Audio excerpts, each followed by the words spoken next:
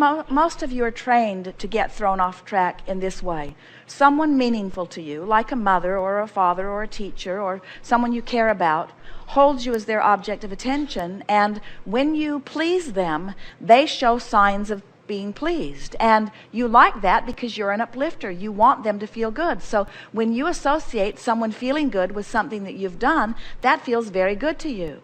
But then if they are distracted and are not holding you as their object of attention, you may feel that you need to do something more to please them. Or if you should do something that doesn't please them, and then you feel the repercussions of not having pleased them, then you don't feel good because you've been sort of hanging your star, so to speak, upon them feeling good. And Right. It's what we call well-meaning people training you away from your own guidance system by rewarding you with their appreciation, but then by punishing you with their not appreciation, by being put out with you or disappointed in you. And you have to reach the place where what everybody else thinks about you is really not any of your business. You have to really not give a rip what they think, or even better said, you must care more about how you feel than how they feel about something that you're doing.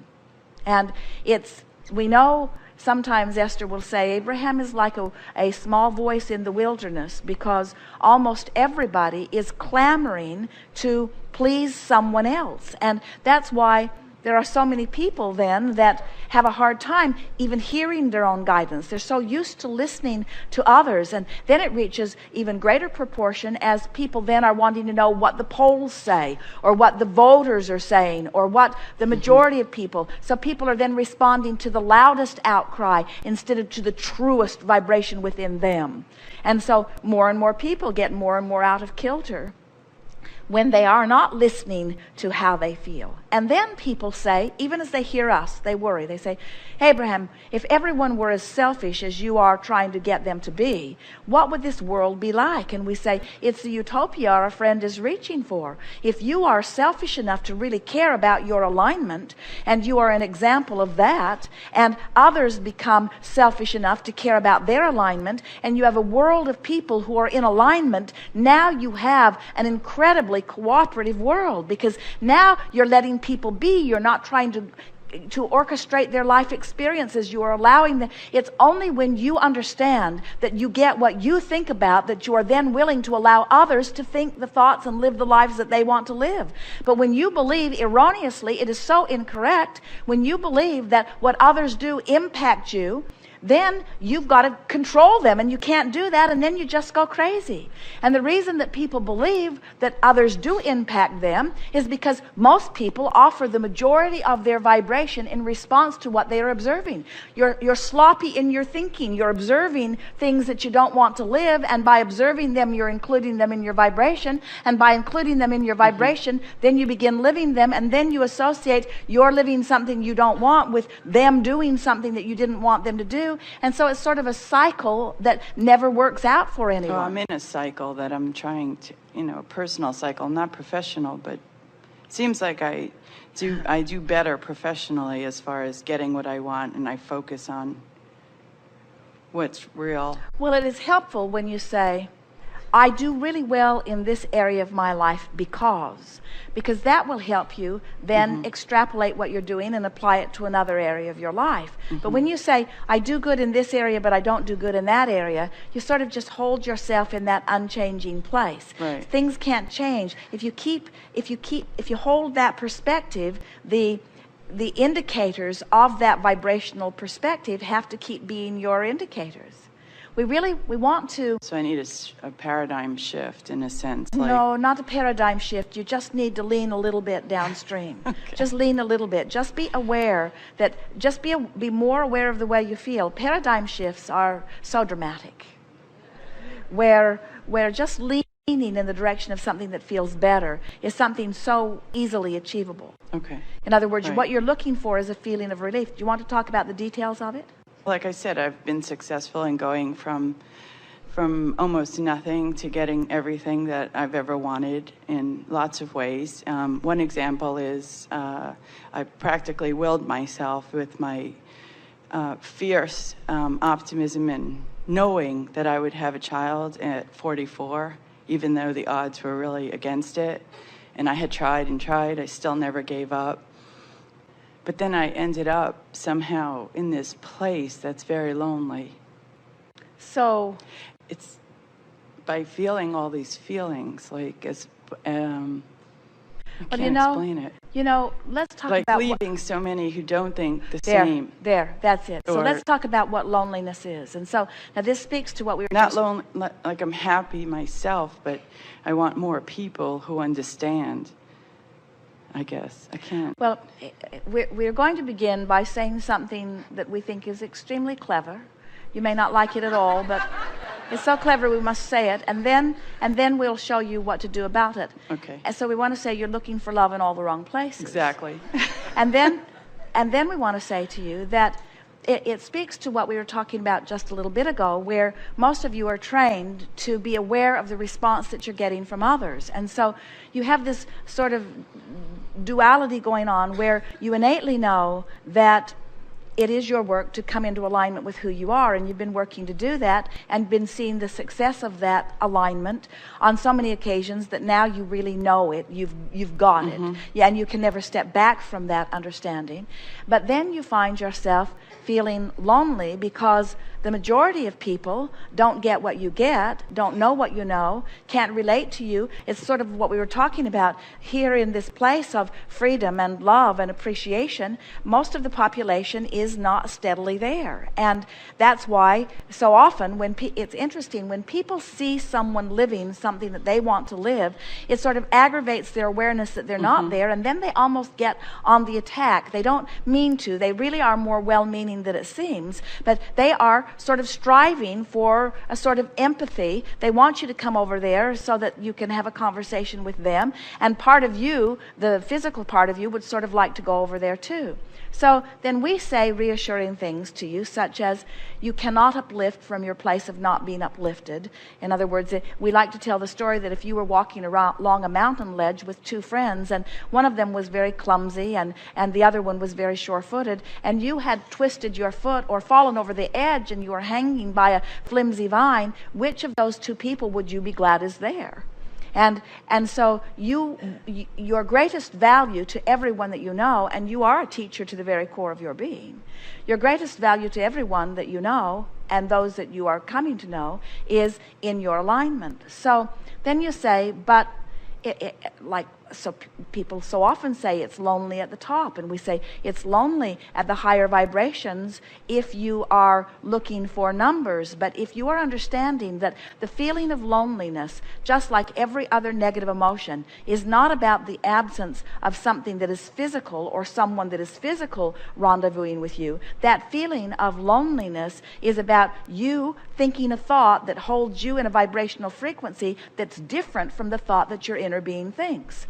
So let's talk about moments when you feel that strong feeling of loneliness coming on. Let's say that you're watching someone who is not joyful, someone that you care about, who you want to be joyful. And as our psychotherapist friend that we talked to earlier, you're unwilling really to walk over there all the way and teach them what you know, because you understand that on vibrational basis they're not going to hear you anyway. You've tried that. You've tried to explain. They're sort of rooted in their beliefs, and they're not coming to where you're coming. And so I have to go. So you and your going over there isn't going to help them anyway. But in this process of seeing this person not feeling good, you have put the new and improved version of them, which means the better feeling version of them. You have put the better feeling version of them in your vibrational escrow, and so there they are, and the broader part of you has focused upon the better feeling version of them. But you, in your human form, are not focused upon the better feeling version of them. You're looking at them where they are, and in doing so, you've separated yourself from who you are, and you're blaming them, or at least giving them the credit for that. And then you come to the conclusion that this is a feeling of loneliness that I'm having because they don't get me. or because they don't get what they need to get in order to feel better. And we say it's a feeling of loneliness, that is a feeling of negative emotion that is present because you're looking at them in a way that the broader part of you is not now looking at them. The broader part of you, your exposure to them caused you to expand your version of them. They, in what you observed them lived, caused you to give birth to an expanded version of them that you're not living up to. True upliftment is living up to the expanded version of people that you have seen, you see. And they're not going to help you because they're not in the expanded version of them. So they're over there living life the way they've been living, complaining about the things that they've been complaining about. They're not helping you out at all. And we can see how it would feel uncomfortable, that you might even feel resentment or anger or loneliness about not being able to just grab them and drag them over there where they belong. That's what I'm trying But we want you to understand, as you let go of that need to control what's going on with them, and as you say things to yourself such as, it's temporary, and that part of them is really none of my business. This part of them is what I want to give my undivided attention to. Before you know it, you will discover that as you come into alignment with your expanded, better feeling version of them, and you maintain it consistently, you maintain that positive, optimistic, because you practice it when you're not with them, as this version of them becomes even only slightly, not a paradigm shift, just even slightly more dominant in your vibrational encounter, in your vibrational beingness than where they are, what will happen is law of attraction will start lining you up with this version of them rather than this version of them. You'll be zigging and zagging and missing that version of them, and you'll be hooking up with this version of them. You know how so many people are manic depressive. They feel good one day or 1 minute and not good the next, and there are some subjects they feel good about and some subjects that they feel bad about.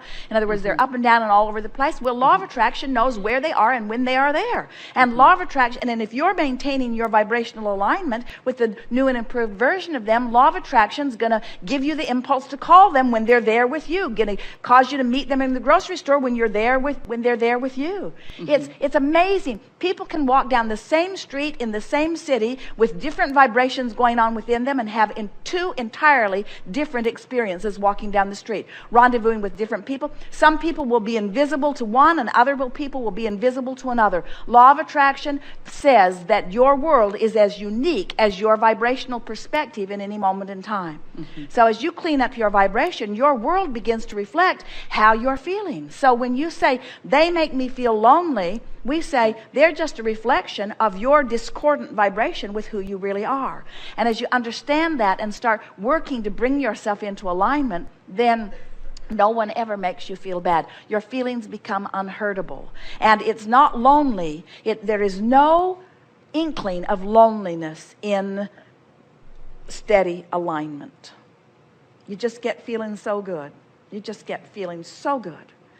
And then the positive part of people begin flocking to you. If you've got the negative part of people flocking around you, I think that's what I've done. You've been empathizing with them. Right. And so many of you here in this room do this because you are born uplifters, and it feels to you like you need to go over there where they are and drag them into the light. And we've never seen one person ever drag anyone else to the light, because when you get over there in the shadows, your light goes out. You don't know which way the light is. That's how I feel, depleted. Yes. I feel that I get depleted of my energy. Here are some things that you can say that will soothe you.